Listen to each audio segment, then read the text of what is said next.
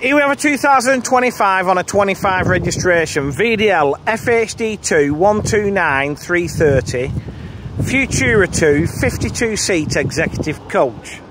So we are at Star Tours in West London, looking at this not even 6-month-old Futura 2.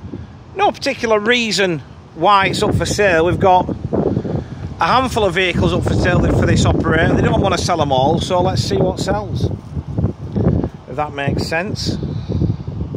Alloy wheels are fitted. Finishing Star Tours, very recognisable blue livery with the Scenes of Europe vinyl. Power operated centre continental doors fitted. Obviously there isn't going to be much to worry about because she's almost new. Reverse cameras fitted. Under the bonnet, second generation DAF MX-11 engine, 450 brake horsepower. That's driven through a ZF Traxxon automated gearbox.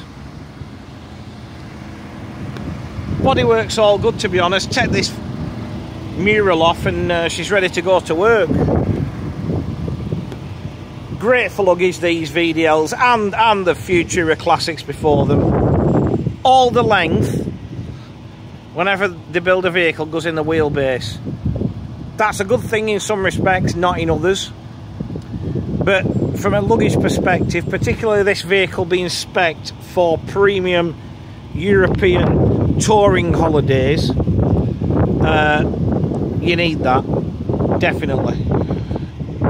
So, as we jump on board, we've got a little driver's safe there in the step, and then we've got 52 keel reclining seats. Now, as I said, these are spec'd by the guys at Star Tours for their own tours. Hence the number of seats in a vehicle which normally is built to 57. 3-point seat belts are fitted. Half leather trim, and I really like this colourway. It all works for me with the grit, from the grey at the top into the blue, and then the blue and black half leather trim on the seats works really, really well. Obviously, part of the reason of having 52 seats is to give that extra leg room. And I'm a big fan of this at the back. I've always said that a middle seat at the back is totally pointless. Nobody ever wants to sit there.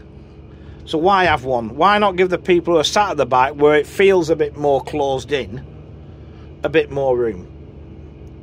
Brilliant for me, that. We've got trays to the seat backs. We've also got, you can probably just about see it, a USB-C connector. We've got wood effect laminate to the floor. Everything's all good, but it should be. It's not old enough not to be. We're wired for CCTV. We've got a centre sunken toilet unit with hot drinks facility. Not quite sure what's going on there with all that tape around it. Maybe it's to stop people using it. I don't know. Obviously, you don't want sort of liability issues with people getting burnt and so on. Wired for DVD with 2 fixed monitors. We're also fully air conditioned. For me, knowing that stuff like this isn't readily available these days, you're literally getting as good as a new coach, aren't you, for a bit less money.